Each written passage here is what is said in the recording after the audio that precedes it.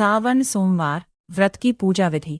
सावन सोमवार के दिन प्रातःकाल सूर्योदय से पहले उठकर स्नान करें और स्वच्छ वस्त्र धारण करें।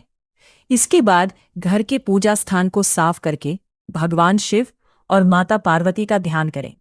सबसे पहले हाथ में जल लेकर सावन सोमवार व्रत का संकल्प लें। हे भगवान भोलेनाथ, मैं श्रद्धापूर्वक सावन सोमवार का व्रत कर रही हूँ। मेरे व्रत और पूजा को स्वीकार करें तथा मेरे परिवार पर अपनी कृपा बनाए रखें। इसके बाद शिवलिंग का जल से अभिषेक करें। फिर श्रद्धापूर्वक दूध, गंगाजल और स्वच्छ जल अर्पित करें। इसके बाद शिवलिंग पर बेलपत्र, अक्षत, फूल, धतूरा और फल चढ़ाएं। भगवान शिव को चंदन लगाएं और दीपक तथा धूप जलाएं।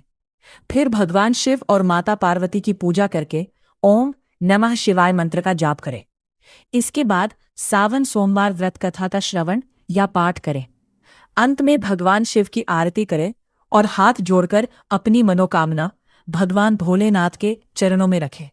पूजा समाप्त होने के बाद भगवान को प्रसाद अर्पित करें और परिवार के सभी सदस्यों में प्रसाद बांटें। हर हर महादेव। ओम नमः शिवाय। एक समय की बात है, एक नगर में एक धर्मपरायण ब्राह्मण अपनी पत्नी के साथ रहता था। दोनों भगवान शिव के बहुत बड़े भक्त थे। ब्राह्मण प्रतिदिन शिवलिंग पर जल चढ़ाता और सोमवार के दिन विशेष रूप से व्रत रखकर भगवान भोलेनाथ की पूजा करता था। लेकिन उसकी पत्नी भगवान शिव की पूजा में उतनी श्रद्धा नहीं रखती थी। वो अक्सर कहती, इतनी पूजा पाठ करने से क्या मिलेगा? भगवान शिव को भोग लगाने से घर की परेशानियां थोड़े ही दूर हो जाएंगी। ब्राह्मण अपनी पत्नी को समझाता, देवी, भगवान शिव भोलेनाथ हैं। सच्चे मन से की गई भक्ति कभी व्यर्थ नहीं जाती। एक वर्ष सावन का महीना आया। ब्राह्मण ने पूरे सावन में प्रत्येक सोमवार को व्रत रखने का संकल्प लिया। वह सुबह स्नान करके शिव मंदिर जाता, शिवलिंग पर जल, दूध, बेलपत्र और धतूरा अर्पित करता और ओम नमः शिवाय का जाप करता। एक दिन सावन के सोमवार को भगवान शिव ने ब्राह्मण की परीक्षा लेने का विचार किया। वे एक साधु का रूप धारण करके उसके घर पहुंचे। साधु ने दरवाजे पर आवाज लगाई, बेटा, मुझे भोजन चाहिए। ब्राह्मण उस समय पूजा की तैयारी कर रहा था। उसने साधु को देखा तो तुरंत बाहर आया और आदरपूर्वक बोला, महाराज, आप अंदर आइए। आज सावन का सोमवार है। मैं व्रत पर हूं, लेकिन आपके लिए भोजन की व्यवस्था अवश्य करूंगा।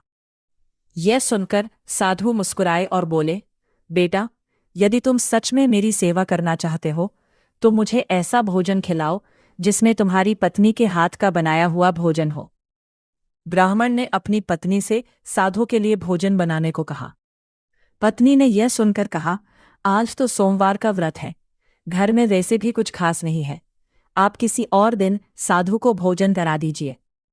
ब्राह्मण ने विनम्रता से कहा, देवी, साधु के रूप में स्वयं भगवान हमारे द्वार आए हैं। अतिथि को खाली हाथ लौटाना उचित नहीं है। पत्नी ने अनमने मन से भोजन बनाया और साधु के सामने रख दिया। साधु ने भोजन करने के बाद ब्राह्मण से कहा, बेटा, मैं तुम्हारी भक्ति से प्रसन्न हूं, लेकिन आज मैं तुम्हारी एक और परीक्षा लेना चाहता हूं। तुम अपनी सबसे प्रिय वस्तु मुझे दान कर दो।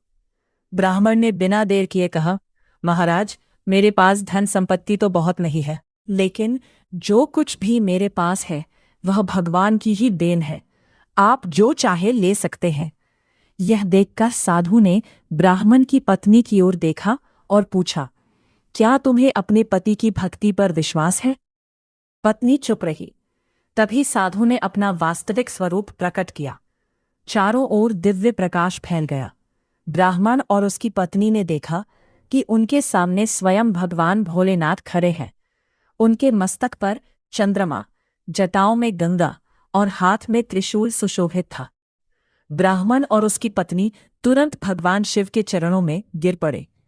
भगवान शिव ने कहा, वत्स, तुम्हारी सच्ची भक्ति, व्रत और अतिथि सेवा से मैं अत्यंत प्रसन्न हूं। तुम्हारी परीक्षा इसलिए ली थी ताकि तुम्हारी श्रद्धा संसार के सामने उदाहरण बन सके। फिर भगवान शिव ने ब्राह्मण की पत्नी से कहा, भक्ति पर विश्वास रखो। सच्चे मन से की गई पूजा और सेवा कभी व्यर्थ नहीं जाती। मनुष्य को फल की चिंता किए बिना श्रद्धा से अपने कर्म करते रहना चाहिए।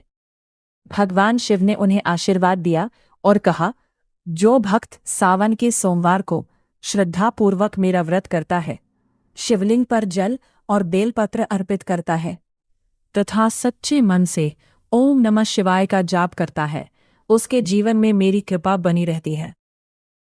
भगवान शिव के आशीर्वाद से ब्राह्मण के घर की सभी परेशानियां धीरे धीरे दूर होने लगी। घर में सुख शांति और समृद्धि आने लगी। ब्राह्मण की पत्नी के मन में भी भगवान शिव के प्रति गहरी श्रद्धा उत्पन्न हो गई। तब से दोनों पति पत्नी प्रत्येक सावन सोमवार को विधि विधान से भगवान शिव की पूजा करने लगे और श्रद्धापूर्वक व्रत रखने लगे।